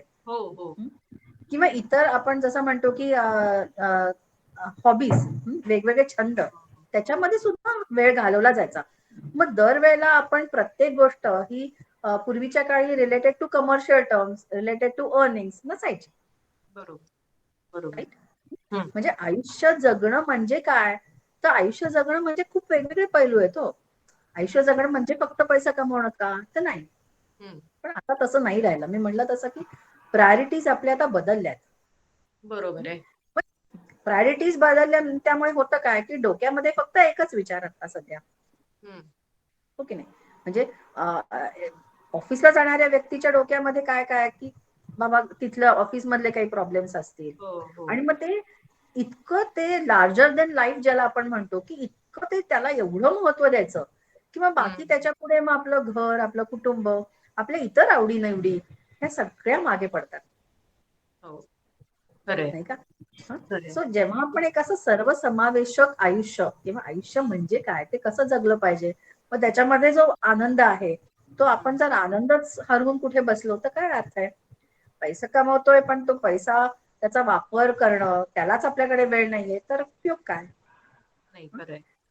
जेव्हा ह्या सगळ्या गोष्टी आपण बघू ना, त्याच्यातला जसं तू म्हणलीस तसं, किंवा किती पण अगदी काय म्हणूया आपण, मनुष्य हा समाजप्रिय, किंवा माणसाला माणसं लागतात, ती हवीच असतात. पण आता जर आपण त्याच्यामध्ये आपले इंटरेस्ट काय, तर मी ह्याच्याशी मैत्री करीन कारण मला हा फायदा होईल, मला बिझनेसमध्ये त्याच्यामुळे अशी मदत होईल, किंवा माझा बिझनेस अजून वाढेल, म्हणून मी ह्याच्याशी मैत्री करते किंवा मैत्री करतो. अशा प्रकारे जर आपण नाती निर्माण केली, बरोबर, व्यावहारिक संबंध तयार होतात. मग ती नाती कितपत टिकणार आणि त्यातनं आनंद असा किती मिळणार आपल्याला? हो, खरं. होय. होमिओपॅथीसाठी मी विचारेन की ह्यांनी जेव्हा आता हॉबीज म्हटलं, तेव्हा मला डॉक्टर सुपर्णाकडच्या दोन्ही मांजरी डोळ्यासमोर आल्या. त्यांच्या मिस्टरांना, मुलींना खूप आवड आहे. म्हणजे प्राणी, अगदी स्ट्रे अॅनिमल पासून सगळ्यांची केअर घेतात ते. तर ह्या स्ट्रे अॅनिमल्स ना, म्हणजे प्राण्यांनाही होमिओपॅथ मेडिसिन देता येतं का? हो, प्राण्यांना सुद्धा होमिओपॅथीचा खूप छान फायदा आम्ही स्वतः बघितलेला आहे. रस्त्यावरच्या मांजरींना बऱ्याचदा फाईट्स होतात, तर त्यांच्या इंजुरीज काही होतात, कधी असं रक्त येत असतं किंवा त्यांचा पाय ते लंगडत चालत असतात. तर अशा प्राण्यांना खूपदा औषधं देऊन, होमिओपॅथी मेडिसिन्स देऊन त्यांना फायदा झाला आहे. किंवा डोळ्याचे इन्फेक्शन्स, लाल होणं, घाण येणं, पाणी त्याच्यातनं पडणं डोळ्यातनं, ह्या गोष्टींसाठी. किंवा एका मांजराचा दात तुटला होता ते माझ्या मुलीच्या लक्षात आलं, तर त्यालाही औषध दिलं होतं. किंवा एका मांजराचा आवाज बसलेला, असं मांजर आमच्या दारात कसं काय आलं मला माहिती नाही, 3 मजले चढून ते आमच्या दारात आलं होतं. त्याला सुद्धा आम्ही होमिओपॅथी औषध दिलं होतं. अरे वा. तर असे खूप खूप खूप म्हणजे आमच्या दोन्ही मांजरांना कायम होमिओपॅथीनेच त्यांना खूप फायदा होतो. अरे वा, आणि बरं. त्यांना आम्ही जनरली दुधात किंवा डायरेक्ट गोळ्या तोंडात घालून किंवा पाण्यात मिक्स करून, म्हणजे रस्त्यावरच्या प्राण्यांना अशा प्रकारे आम्ही औषधं चालूच असतात आमची. ओके, मस्त. मला थोडस आता ज्येष्ठ नागरिकांविषयी मनात विचार आला, की काही ठिकाणी ज्येष्ठ नागरिकांना दुर्लक्षित ठेवतात, तर काय आहे त्या मागचं कारण आणि त्याच्यावर उपाय काय? असं घडू नये म्हणून तुम्ही काही उपाय सांगाल का, अनघाताई? बर. ज्येष्ठ नागरिकांना दुर्लक्षित ठेवतात. परत मगाशी आपण जो मगाशी ज्या विषयाबद्दल बोलत होतो की प्रायोरिटीज बदलल्या आहेत आणि मग आयुष्यामध्ये प्रायोरिटीज आपण सेट करून टाकलेल्या आहेत. आणि मग ज्येष्ठ नागरिकांना दुर्लक्षित म्हणजे काय, की आता परत तेच आहे की आता माझ्याकडे वेळच नाहीये ना. म्हणजे मी माझ्या इतर गोष्टींमध्ये इतका बिझी आहे मी, की नोकरी आहे, व्यवसाय आहे, तर त्याच्या पुढे मला काही कुठली गोष्ट महत्वाची नाहीच वाटत आता. पण ज्येष्ठ नागरिकांचं घरामध्ये असणं, समाजामध्ये असणं अजून सुद्धा, म्हणजे आता ते समजा काम करत नाहीयेत, पण म्हणून त्यांचं जे काही कॉन्ट्रीब्युशन आहे ते सुद्धा किती महत्वाचं आहे. इव्हन कुटुंबांमध्ये जरी आपण बघितलं ना, तर त्यांच्याकडनं मिळणारे मेन सगळ्यात मोठी गोष्ट म्हणजे अनुभव आहेत, नाही हो, का. पण हो. त्यांच्याशी एखादी गोष्ट बोलूया किंवा त्यांचं मत ऐकून घेऊया याची गरजच आता भासत नाही, हो की नाही. हे जेव्हा असं जाणवेल की नाही नाही, मला काय म्हणूया आपण, मी जर कुठेतरी आता स्टक आहे, मला काही गोष्टी सुचत नाहीयेत, समजत नाहीयेत, तर मी जाऊन माझ्या जरा आई वडिलांशी बोलतो आणि कदाचित मला त्याच्यातनं उत्तर मिळू शकेल. हा जो काय आता विश्वास आहे किंवा हे जे वाटणं आहे ते पण कुठेतरी कमी झालंय, हो, ओके नाही. खरंय. किंवा त्यांचे जे अनुभव आहेत ते अनुभव महत्वाचे आहेत असं आता आपल्याला वाटतच नाही. इन्फॉर्मेशन जर म्हटलं तर I am not talking about knowledge, I am using the word information, की you just google it and हो, यू गेट एव्हरीथिंग. हो ना, खरंय. मग मग मला गरज कशाला पडते की मी कुठल्या मोठ्या सिनियर माणसाकडे जाईन आणि त्याच्याशी बोलीन.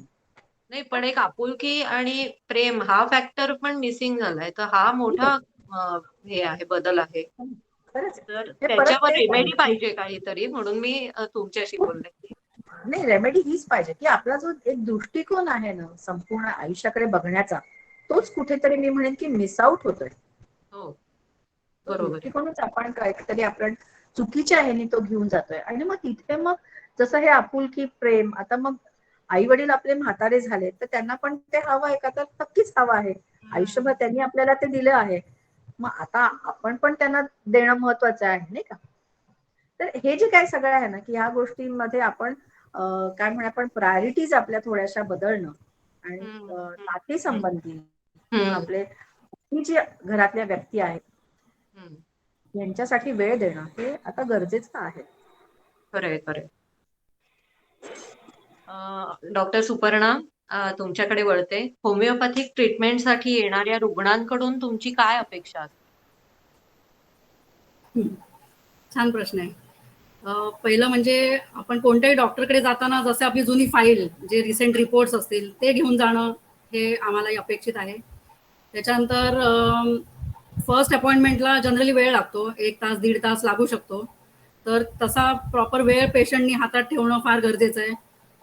कधी कधी पेशंट अगदी अरे मला मीटिंग आहे असं घाई करताना सुद्धा कधी कधी दिसलेलं आहे. तर बरं. असं करू नये, कारण first sitting is very important. हम्म, कारण तेव्हा डिटेल हिस्ट्री घेणं सगळं होत असतं. हम्म, आणि कधी कधी काय काय क्लिनिक्समध्ये अशी पद्धत आहे की आधी एक केस रेकॉर्ड फॉर्म तुम्हाला ते भरायला देतात. तर तो घरी बसून व्यवस्थित मेटिक्युलसली भरणं, कारण ओके. त्याच्यातनं तुमचंच औषध व्यवस्थित निघणार आहे त्या इन्फॉर्मेशन मधनं. त्यामुळे तो फॉर्म असतो एक 8-10 पानांचा, तो व्यवस्थित भरून त्या दिवशी घेऊन जायचा असतो. असं काही काही क्लिनिकची पद्धत असते. तो हो. व्यवस्थित भरला गेला पाहिजे. दुसरं म्हणजे महत्वाचं सगळ्यात म्हणजे न लाजता किंवा काही इन्फॉर्मेशन न लपवता तुम्ही डॉक्टरांना सगळं सांगायला पाहिजे. कधी कधी असं बघितलंय की पेशंटला असं वाटतं की म्हणजे त्याला समजा डायबिटीस किंवा ब्लड प्रेशरसाठी तो आलाय आणि त्याला स्किन कंप्लेंट पण काहीतरी असते, कुठेतरी खाज येत असते, रॅश येत असते, ते तो सांगतच नाही. पण त्याला पेशंटला असं वाटत असतं की माझ्या डायबिटीसशी याचा काय संबंध आहे, म्हणून काय काय वेळेला ते म्हणजे लपवायचं हे नसतं, पण त्यांना वाटतं की काय महत्व नाहीये. पण असं नाही केलं पाहिजे. जी काय इन्फॉर्मेशन तुम्हाला जे काय त्रास आहे ते बारीक बारीक तुम्ही आठवून न लाजता न घाबरता सांगितले पाहिजेत. आणखीन एक गोष्ट अशी की ही सगळी जी काय आम्ही माहिती घेतो हे सगळं कॉन्फिडेन्शियल ठेवलं जातं. त्यामुळे कधी कधी सासू सून असे पेशंट असतात तेव्हा थोडं हेजिटन्स असतो की या डॉक्टर आता माझ्या सासूबाईंना सगळं सांगतील, असं काही नसतं. त्यामुळे it is everything is confidential. जे काय चार भिंतीत असतं ते फक्त मलाच माहिती असतं. त्यामुळे ती भीती न बाळगता सगळी माहिती तुम्ही व्यवस्थित डॉक्टरांना दिली पाहिजे. बरं. एवढंच, बाकी काही हे नाही. अनघाताई, समुपदेशनाची गरज कोणाला असते? म्हणजे काय झालं की समुपदेशकाचा रोल सुरू होतो? ते छान. अगदी अगदी परफेक्ट प्रश्न आहे, जे आता खरंच काय म्हणूया आपण मेंटल हेल्थ डेच्या निमित्ताने आता हे सगळ्यांना आपल्याला एक काय म्हणूया आपण समजून घेऊया की समुपदेशक लागणं किंवा समुपदेशकाकडे जाणं म्हणजे मला काहीतरी मानसिक आजार आहे असं अजिबात नाही.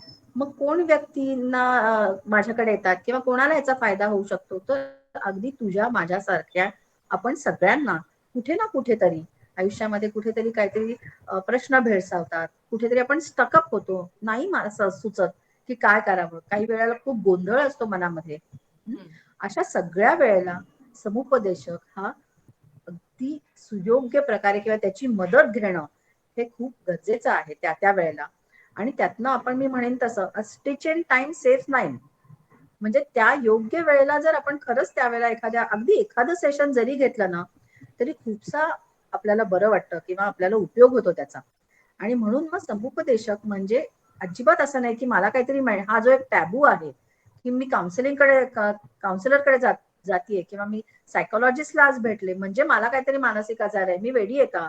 किंवा घरातली व्यक्ती जेव्हा सांगते की तू काउन्सिलिंग सेशन्स का नाही घेत, तुला उपयोग होईल, याचा अर्थ मी वेडी आहे असं अजिबात नाहीये. मी म्हणलं तसं अगदी तुझ्या माझ्यासारखीच आपण लोक, म्हणजे आपल्याला कधी पण असं होऊ शकतं ना, एखाद्या गोष्ट नाही समजत आपलं एकूणच. आता जसं पण मगाशी म्हणलं की घरामध्ये आपण लोकही आता कमी असतो, पूर्वीसारखं मोठं कुटुंब नाहीये की त्यामुळे एकाशी दुसऱ्याशी तिसऱ्याशी बोलून आपल्याला काहीतरी त्यातनं मार्ग निघतं असं होत नाही. मग समुपदेशक ही व्यक्ती अशी असते जी फक्त तुमच्यासाठी तुम्ही जे म्हणताय, तुमच्या ज्या भावना आहेत त्या आमच्यासाठी अगदी योग्य असतात. मग तिथे ते जजमेंटल नसतं, ज्याला आपण शब्द म्हणतो ना की तिथे मग ते जजमेंटल नसतं. सो अशा वेळेला असं नॉन जजमेंटल कोणीतरी आपल्याला ऐकून घेणं आणि आपल्या बरोबर त्या सिच्युएशन मध्ये असणं ह्याचा सुद्धा खूप उपयोग हा होतो. आणि त्यातनंही मग मानसिक आपले काही ज्या समस्या असतात त्या दूर होऊ शकतात. नाही, खरंय. म्हणजे आता घरामध्ये ज्येष्ठ नागरिक जर नसतील तर खरोखर त्यांचा रोल तुम्ही प्ले कराल असं आता हो, त्याच्यातनं ती हरकत नाही. कमी तुम्ही भरून काढता, म्हणून हल्ली काउन्सिलरची गरज जास्त लागायला लागली. बरोबर आहे. डॉक्टर सुपर्णाकडे येईन मी. होमिओपॅथिक औषधाला काही एक्सपायरी असते का? आणि ती औषधं कितीही वर्ष चालतात का घेऊन? म्हणजे हो, छान तुम्ही प्रश्न आहे. बरोबर आहे. आता आमच्या क्लिनिकमध्ये आम्ही जनरली ते लिक्विड म्हणजे डायल्युशन फॉर्म मध्ये औषध असतं, ते आम्ही गोळ्या साबुदाण्यासारख्या गोळ्या असतात त्याच्यावर ते औषध घालून आम्ही देतो. तर ते जे आमच्याकडे डायल्युशन्स तयार असतात त्याला तसं बघितलं तर काही एक्सपायरी नसते. आणि कारण त्या एका विशिष्ट प्रकारच्या त्या अँबर कलरच्या बॉटल्स असतात, अशा डार्क ब्राऊन कलरच्या काचेच्या बाटल्या असतात, त्याच्यात ते स्टोअर केलेलं असतं. तर त्याला एक्सपायरी डेट नसते. फक्त ते ठेवताना तुम्ही डायरेक्ट सूर्यप्रकाशात नाही ठेवलं पाहिजे किंवा आजूबाजूला काही स्ट्रॉंग वास त्याच्या असायला नाही, उदबत्ती परफ्यूम अशा गोष्टी नसाव्यात. ही सगळी काळजी कूल आणि ड्राय प्लेस मध्ये एखाद्या कपाटात तुम्ही ठेवलं तर त्याला काही होत नाही. दुसरा भाग असा की आम्ही पेशंटला जे गोळ्यांवरती औषध घालून देतो तर त्यालाही एक्सपायरी डेट नसते. फक्त त्या कालांतराने कधी कधी चिकट होतात वातावरणामुळे, पण तरी त्याचा मेडिसिनल इफेक्ट असतो. म्हणजे असा माझा अनुभव आहे, ते दिसायला थोड्या पिवळट दिसतात, थोड्या चिकट झाल्यासारख्या दिसतात, पण त्याचा मेडिसिनल इफेक्ट असतो. म्हणजे कधी कधी काय होतं, माझे काही पेशंट्स कुठे लांब जाणार असतील ट्रॅव्हलसाठी तर मेडिसिन किट घेऊन जातात, सर्दी खोकला उलटी काय झालं तर आम्हाला तुम्ही देऊन ठेवा. तर ते त्यावेळेला नाही उपयोगात आलं तर परत केव्हा तरी वापरायची वेळ येते तेव्हा त्या गोळ्या चिकट झालेल्या असतात. तर तेव्हा मग असं विचारतात की आता हे खराब झालं, पण मी स्वतः अनुभव घेतलेला आहे पर्सनल, की ते जरी चिकट झालं पिवळट झालं, तुम्ही डॉक्टरांच्या जवळ असाल तर तुम्ही घेऊ शकता दुसरं जाऊन, पण इमर्जन्सी आहे तर तुम्ही ते औषध जरी घेतलं तरी त्याचे मेडिसिनल प्रॉपर्टीज तशाच असतात, तर तुम्ही ते घेऊ शकता. एक्सपायरी डेट असंच नसते. ओके. आणि होमिओपॅथिक औषध चालू असताना काहीतरी कांदा लसूण आणि कॉफी वगैरे घ्यायची नाही असं काही असतं का? हो, बराच कॉमन प्रश्न आहे हा. बरेच लोक म्हणतात होमिओपॅथी म्हणजे आता कांदा लसूण कॉफी बंद, असं काही नाहीये. अच्छा. तुम्ही तुमचे रेग्युलर जे काय डाएट असेल, कॉफी ड्रिंकर असाल तर तुम्ही अगदी त्याचं सेवन करू शकता.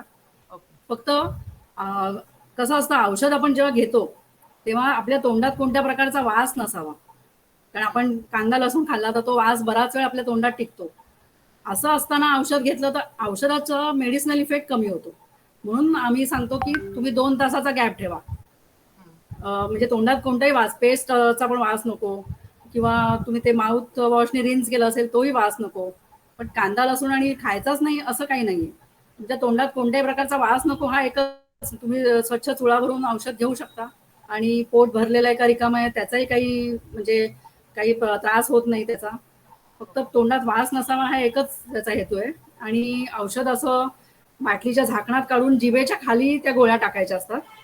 जिभेच्या खाली गोळ्या ठेवल्या की ते आपोआप ऍब्झॉर्ब होतं. तिथे नर्व सप्लाय भरपूर असतो, तर ते औषध पटकन डिझॉल्व्ह होतं आणि ऍब्झॉर्ब होतं. तर बाकी तुम्ही काही खाऊ शकता. ओके. मी कमेंट्स मध्ये बघतीये सगळ्यांना आवडतोय कार्यक्रम आणि एकीने विचारलंय की तुमच्या दोघींना संपर्क करू का नंतर, जे गरज पडली तर आपण त्यांना नंबर देऊ तुमचा, म्हणजे हो त्या हो. तुमच्याशी पर्सनली बोलू शकतात. अनघाताई, पुढचा प्रश्न आहे की काउन्सिलिंगच्या वेळेला काही टेस्ट वगैरे घेतात का? म्हणजे असं आम्ही ऐकलं होतं की माणसाची वृत्ती समजून घेण्यासाठी काही टेस्ट वगैरे देतात, तर ते काय असतं? ओके, बरं. याला एक नॉर्मल शब्द आहे तो म्हणजे सायकोमेट्रिक टेस्ट. बर. हा. सायकोमेट्रिक टेस्ट म्हणून म्हणतात. हा. आता म्हणजे फॉर एक्झाम्पल समजा कोणीतरी आता ऐकले असेल तर 16 PF म्हणून आहे. हं? बर. असं वेगवेगळ्या म्हणजे तुमच्या पर्सनॅलिटी, तुमचे स्वभाव विशेष असं सगळं काय म्हणूया आपण सांगणाऱ्या अशा काही टेस्ट असतात. ओके. तो काही काउन्सिलर त्याचा उपयोग करून घेतात. मी कुठलीही टेस्ट घेत नाही कधी पण. बर. अच्छा. पण त्याचा वेगवेगळ्या कामासाठी त्याचा उपयोग होतो. म्हणजे मोस्टली मग मुलांना करिअर काउन्सिलिंग मध्ये सुद्धा काही टेस्ट होतात. त्याला ऍप्टिट्यूड टेस्ट आपण म्हणतो. हो. हा सगळा सायकोमेट्रिक टेस्टचा भाग आहे. त्याचा उपयोग होतो नाही असं अजिबात नाहीये. पण म्हणून त्याचे जे काही टेस्ट रिझल्ट असतात ते 100% धरून चालणं हे चुकीचं आहे. म्हणजे मी टेस्ट घेतली, मला त्याच्यावरनं काही रिझल्ट मिळाले आणि आता ते मी तसेच धरून पुढे गेलो तर कदाचित प्रॉब्लेम येऊ शकतो. So it is always better की तुम्ही अशा काही टेस्ट घेतल्या तर त्याचे टेस्ट रिझल्ट घेऊन गो टू अ काउन्सिलर. त्यांना ते टेस्ट दाखवा. सो इतर सुद्धा गोष्टी असतात ज्या काउन्सिलर तपासून बघतात आणि मग जे काही प्रॉपर रिझल्ट आहे किंवा प्रॉपर सल्ला आहे, सजेशन्स आहेत ते काउन्सिलर देऊ शकतात. ओके.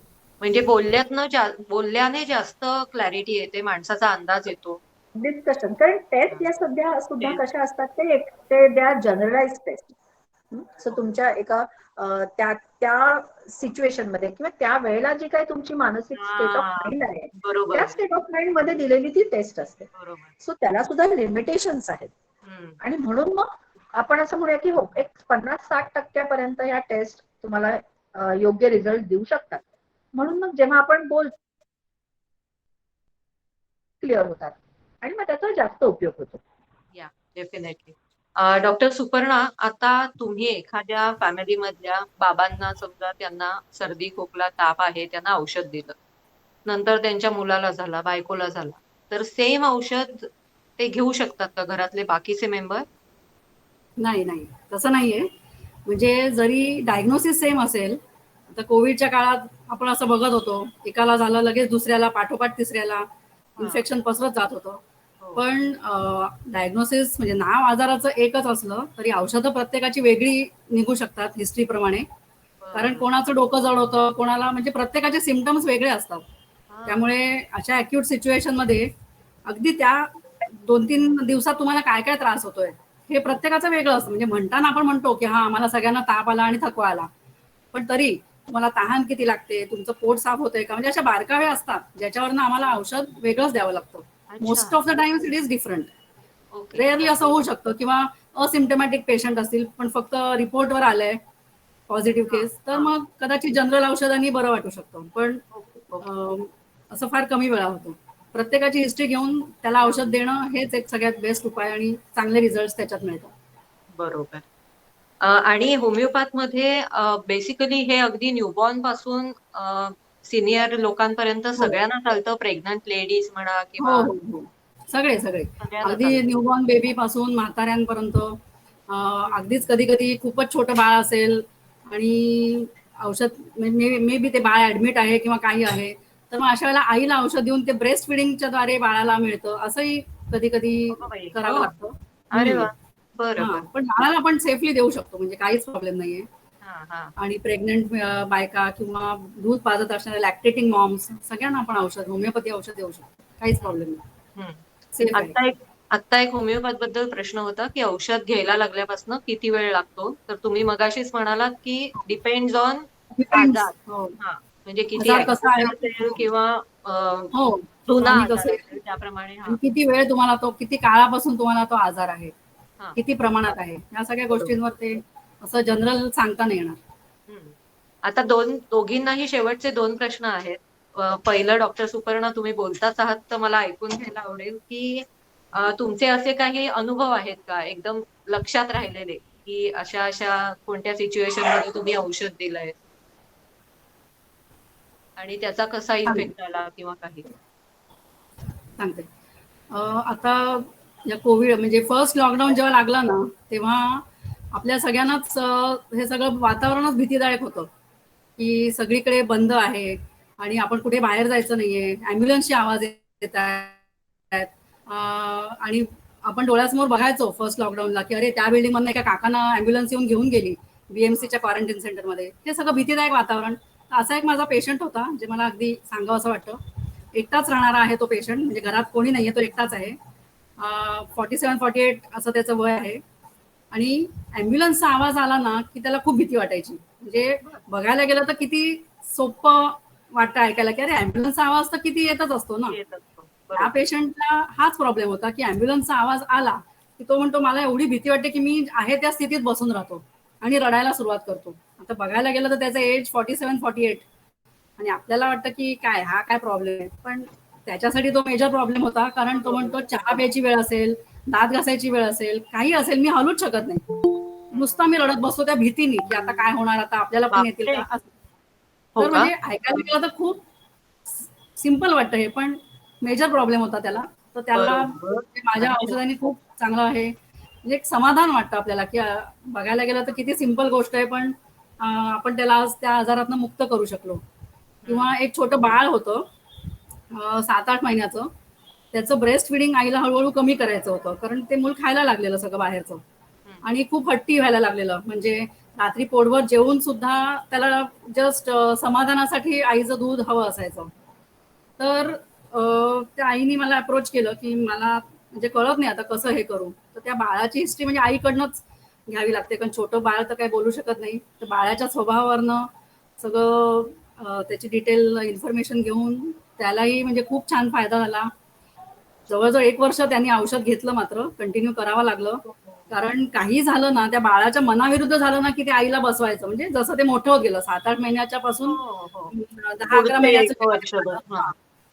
तर त्याच्या मनाविरुद्ध झालं ना, की तो बस नुसता राग करून आई बस आईनी बसायचा, तो खुणा करायचा. कारण एवढं छोटं मूल बोलू हो शकत ना. नाही. आणि ब्रेस्ट फीडिंग म्हणजे मग ते उगाच त्याला भूक नसायची, पण ते जस्ट एक बरोबर. मेंटल त्याला एक ते बरोबर. सिक्युरिटी हवी असायची, की आई म्हणजे बाहेर त्या गेलीच कशी हो, बाहेर सोडून. एवढ्या हा पण एक लहान बाळावर पण चांगला हो, परिणाम हो, हो. झाला खूप छान, औषधाचा. खूप छान. ते बरोबर. बाळ तर एकदम आता ब्रेस्ट फीडिंग तर थांबलं त्याचं, सगळं खायला लागलंय आणि म्हणजे मस्त. हा पण एक छान अनुभव मला वाटला. बरोबर. आणि एक पेशंट होती, तिला दुधाची अलर्जी होती. हम्म. मिल्क इन एनी फॉर्म तिला लहानपणापासून तिला ती अलर्जी होती. म्हणजे शॅम्पू मध्ये सुद्धा कधी-कधी मिल्क प्रोटीनचे घटक हा. असतात. त्याचाही हा. तिला तिला रॅश येणं, डोळ्यांना खाज येणं, असं तिला म्हणजे ती ती माझ्याकडे आली तेव्हाच ती 40 प्लस होती आणि हा. तिला लहानपणापासून हा त्रास होता. ओके. त्यामुळे तिला दुधाचे पदार्थ, दूध सगळं अव्हॉइड करायला लागायचं. तर तिलाही खूप बरं वाटलं आणि ती सगळं खायला लागली आता दुधाचे पदार्थ. त्यामुळे अरे असे वा. खूप अनुभव आहेत. पण म्हणजे हे अगदी पटकन हा. लक्षात तुम्ही विचारल्यावर हे मला आता 3 अनुभव सांगावेसे वाटले. हो हो. मस्त. खूप छान आत्ता एक समाधान प्रश्न आला. वाटतं. हा. सॉरी. नाही ते समाधान वाटतं हो अशा हो केसेस हो. आपण त्यांना आराम देऊ शकलो. बरोबर आहे. एवढंच. आता एक प्रश्न होता की होमिओपॅथी बरोबर दुसरी पॅथीची औषधं घेता येतात का? ॲलोपॅथी अ, किंवा आयुर्वेदिक? हो. अ, घेऊ शकतो. म्हणजे आता कधी-कधी काय असतं, की पेशंट माझ्याकडे कोणत्यातरी आजारासाठी आलेला आहे. त्याला समजा डेंग्यू आहे, मलेरिया आहे, पण त्याचं डायबिटीसचं औषध चालू आहे. तर हो, तुम्ही ॲलोपॅथी तर कंटिन्यू करूच शकता. बरं. पण जर सुरुवातच नसेल केली ॲलोपॅथीला, तर हां. मग आम्ही सांगतो, की तुम्ही सुरुवात नसेल केली, तर मग आपण डायरेक्ट होमिओपॅथीच म्हणजे ब्लड प्रेशर, शुगर पेशंटसाठी तसं चालू करतो. पण तुमची औषधं जी चालू आहेत, असं हां. होऊ शकतं, की आता थायरॉइडचं तुमचं औषध चालू आहे आणि तुम्ही वेगळ्या त्रासासाठी माझ्याकडे आलाय. तर जशी-जशी तुमची तब्येत सुधारत जाईल, तुमच्या थायरॉइड लेव्हल्समध्ये पण तुम्हाला फरक जाणवेल आणि तुमचे ज्या डॉक्टरांनी प्रिस्क्राईब केलाय, ते डॉक्टर तुमचा डोस कमी करतील. तो डोस मी नाही कमी अच्छा. करू शकत. हां. पण बरोबर. असं होतं बऱ्याचदा, की तुमची ओके, तब्येत ओके. जशी सुधारत जाते, तुमचे हो. ते डोस ॲलोपॅथीचे डोस कमी-कमी होऊ शकतात ओके, ओके. आणि ग्रेट. कालांतराने बंदही होऊ शकतात. पण ते परत डिपेंड्स म्हणजे असं हां. जनरल विधान नाही करू शकत, पण असं होतं. ओके. तर घेऊ शकतो तुम्ही. घेऊ शकता तुम्ही आणि आयुर्वेदिक घेत असाल तर मात्र जरा गॅप ठेवायला लागेल कारण त्यांची औषधं म्हणजे काढे आणि असं असतं. हं. तर ते त्याच्याच बरोबर होमिओपॅथी घेतलं तर कदाचित होमिओपॅथीचा इफेक्ट नलिफाय होऊन जाईल. म्हणून तुमचं आयुर्वेदिक चालू असेल तर जनरली मी सांगते की बंद करा किंवा तो कोर्स पूर्ण करा आणि मग होमिओपॅथीकडे या. तर शक्यतो अ, नाही मी हे करत. पण जरी तुम्हाला कंटिन्यू करायचं असेल तरी मध्ये 2-3 तास गॅप ठेवा 2 औषधांच्या मध्ये. जेणेकरून ते क्लॅश नको व्हायला. बाकी काही हो. नाही. अनघाताई तुमचे अनुभव ऐकायला नक्की आवडेल. हम्म. माझे अनुभव म्हणजे आता अशा लक्षात राहतील अशा केस जर म्हणलं ना बेला तर प्रत्येक केस ही माझ्यासाठी अगदी स्पेशल. काय म्हणूया आपण हां. हा हां. प्रत्येक केस वेगळी असते आणि हो ना. प्रत्येक केसच माझ्या लक्षात असते. आणि बरोबर. कसं असतं की जसं आता मगाशी सुपर्णा म्हणली की एक गृहस्थ होते 47 वर्षाचे आणि अँब्युलन्सच्या आवाजाने त्यांना भीती हो, वाटायची हो, किंवा हो. रादर त्यांचा अँझायटी लेवल खूप जास्त वाढायची. ज्या पद्धतीने तिने आता सांगितलं, की एका जागी बसून राहायचे, स्तब्ध व्हायचे. हं. याचा अर्थ खूप जास्त अँशियस व्हायचे. हो. तर अशी अशी कुठली पण केस म्हणजे आता या व्यक्तीला ह्याची भीती वाटते. तर ह्या सगळ्या गोष्टी काय म्हणूया आपण ह्या ज्या त्यांचे जे भीती आहे, ही हं. आमच्यासाठी तितकीच महत्वाची असते. मग ती कुठली तरी छोटी, मोठी भीती असं काही नाही. भीती ही भीती आहे. अच्छा. मग ती कुठल्या खरंय. गोष्टीची भीती वाटतेय ते हं. ते ते इमटेरियल आहे. म्हणजे हं. लोकांना जरी ते हास्यास्पद वाटलं तरी त्या व्यक्तीसाठी ती भीती खरी आहे. आणि मग बरोबर. त्याप्रमाणे मग त्या व्यक्तीवरशी बोलून आणि मग थ्रू थेरपी अशा कित्येक वेगवेगळ्या प्रकारच्या भीती या आतापर्यंत मी बघितलेल्या आहेत म्हणजे. हो ना. आणि त्या असतात आपल्या मनामध्ये असतात लहानपणापासून असतात. सिच्युएशनल आता कोविडमुळे पण खूप सगळ्या भीती हो. तयार झालेल्या आहेत. सो असं हे सगळं आहे आणि म्हणून मी म्हणलं तसं की प्रत्येक केसच ही आमच्यासाठी अगदी वेगळी असते पण तेवढीच वेगळीच असते. महत्वाची असते. हो, म्हणजे अगदी खरंय. मॅरेज काउन्सिलिंग जरी म्हणलं तरी आपण असं म्हणू ना नवरा बायकोची भांडणं काय ती सारखीच असतात हो, सगळ्यांकडे. हो, त्याच्यामध्ये हो. वेगळे पण काय असणार आहे सगळेच हो. तसंच असणार आहे. पण प्रत्येक तसं मॅरेज आहे. काउन्सिलिंग सुद्धा हे वेगळ्या प्रकारेच बघितलं जातं त्याच्याकडे आणि खरंय. त्याप्रमाणेच ते हो. त्याच्यावरती थेरपी होते. खरंय. मला आवडेल अनघाताई तुझ्याशी बोलताना, की तू ह्या फील्डमध्ये जाण्याचा डिसिजन कसा काय घेतला? अच्छा. बरं. थोडंसं आधी थोडंसं एक बॅकग्राऊंड असं सांगते, की माझं फील्ड होतं and that was human resource HR. म्हणजे मी बरं. हां. कॉर्पोरेटमध्ये पण काही वर्ष काम केलं हं. आणि माझं स्वतःचं पहिलं आधी एमबीए एचआरनी केलं होतं. हं, आणि हं, मग हं. त्याच्यामध्ये मी जेव्हा ह्युमन रिसोर्स म्हणल्यानंतर अर्थातच तुम्हाला सगळ्यांना माहितीये की हो, वी हॅव हो. To deal with human beings. So प्रत्येक व्यक्ती जेव्हा ऑफिसमध्ये काम करते सो त्या हं. त्या व्यक्तीचा एक ऑफिसमध्ये एक वेगळी इमेज असते, एक वेगळी स्टेट ऑफ माइंड असते, एक वेगळं काय म्हणूया आपण पर्सनॅलिटी असते. हो, पण हो. त्याच्याच मागे ती व्यक्ती एक पर्सनल म्हणून सुद्धा असते. म्हणजे एखादा बॉस असेल, एखादा मॅनेजर असेल, तो मॅनेजर त्या कंपनी पुरता त्या तिथल्या त्याच्या त्या ऑफिस पुरता असतो. पण ती व्यक्ती म्हणून कोणतरी वेगळी असते मागे. पण याच्याकडे बऱ्याचदा दुर्लक्ष होतं. म्हणजे हं. मग हा सगळ्यातनं एक थोडंसं कुठेतरी म्हणजे तसाही माझा याचा अभ्यास आधी पण होताच झालेला. पण मग हा अभ्यास मी आणखीन वाढवला. आणि ओके. मग एकूण लक्षात आलं, की याची गरज आता समाजात खरंच खूप आहे. हो ना. म्हणजे मानसिक आजार याची गरज आता आणि त्याच्यावर बद्दल बोलणं किंवा त्याच्याबद्दल काम करणं हे आता गरजेचं आहे. आणि म्हणून मग मी त्याचा आणखीन पुढे अभ्यास करून या क्षेत्रामध्ये पूर्णपणे मी मग सध्या काम करते आता बरीच वर्ष. हो ना, मस्त. सुपर्णा, तुला काय सांगायला आवडेल की कसं होमिओपॅथच कसं निवडलं? ऍक्च्युली याची सुरुवात खूप लहानपणी झाली. मी 7वी-8वीत असताना माझ्या बिल्डिंगमध्ये एक आजोबा, म्हणजे एक फॅमिली होती. तर ते आजोबा आजारी पडले आणि त्यांना हॉस्पिटलमध्ये नेलं होतं आणि मग ते घरी आले बरे होऊन. पण मग मी असं बघायचे की कोणीतरी एक मुलगी येते आणि त्यांना, आमचं असं मोठं गॅलरी होती आमच्या बिल्डिंगला. तर त्या गॅलरीमध्ये ती मुलगी, त्या आजोबांना, मुलगी म्हणजे ती एक फिजिओथेरपिस्ट होती, हे मला तेव्हा माहिती नव्हतं. ती येऊन त्या आजोबांना रोज चालवायची, एक्सरसाइज द्यायची. काय काय एक्सरसाइज तुम्ही हे करून ठेवा काका, उद्या मी येईन आणि आपण बघू तुमची प्रगती, असं मी सगळं रोज बघायचंय. पण मला तेव्हा माहिती नव्हतं की हे काय म्हणजे चाललंय. आणि ते बरे झाले, ते आजोबा स्वतः हिंडू फिरू लागले. मग माझी क्युरिओसिटी वाढली की अरे हे मस्त फील्ड आहे एकदम, मला पण या मुलीसारखं, या ताईसारखं काहीतरी व्हायला आवडेल. मग माहिती केल्यावर कळलं की तेव्हा काय एवढं एक्सपोजर नव्हतं ना आपल्या लहानपणी. हो ना. माहिती मग मला मिळाली की असं असं फिजिओथेरपी म्हणून आपण 12वी नंतर शिकू शकतो. असे असे फील्ड्स असतात 12वी नंतर, सायन्स केल्यावरच हे करता येतं, हे सगळं कळलं. मग मला थोडे दिवस वाटायचं की मला पण असं काहीतरी करायला आवडेल. मग मला हळूहळू कळलं की म्हणजे होमिओपॅथी आहे म्हणजे असं आपण डॉक्टरच का नाही व्हायचं, असं मला वाटायला लागलं. म्हणजे मी नुसतं तिला व्यायाम देऊन बरं करण्यापेक्षा मी त्या पेशंटलाच पहिल्यापासूनच ट्रीट करूया, असं मला एक मनात कुठेतरी भावना खूप लहानपणीच यायला लागली. आणि मग जसं मी पुढे म्हणजे 9वी-10वीकडे गेले, 11वी-12वी सायन्स, तेव्हा मला कळलं ह्या 3 वेगळ्या स्ट्रीम्स असतात. आणि मग होमिओपॅथीकडे जास्ती कल वाटला मला, म्हणून मग मी होमिओपॅथीकडे वळले. आणि मला पहिल्या फर्स्ट इयर पासूनच खूप विषय आणि सगळं खूप आवडायला लागलं. मस्त एकदम. गुड. आजच्या मेंटल हेल्थ डेच्या निमित्ताने तुम्ही आपल्या प्रेक्षकांना काय सांगाल? आधी सुपर्णाला विचारते, मग अनघाताईकडे येते. छान प्रश्न आहे. मगाशी अनघाताई म्हणाली तसं, की आपण आपल्याला बरं नसताना डॉक्टरकडे पटकन जातो की अरे पोट दुखतंय, डोकं दुखतंय, चल डॉक्टरकडे चल. पण मनाचे आजार हे पटकन दिसून येत नाहीत. तर याची सुरुवात कुठेतरी आधीच झालेली असते, ज्याच्याकडे आपण दुर्लक्ष करतो कदाचित. की हट्टीपणा आहे, खूप एक्सेसिव्ह राग येणं, आउट ऑफ कंट्रोल राग येणं, हा सुद्धा एक म्हणजे लक्ष देण्यासारखीच ही गोष्ट आहे.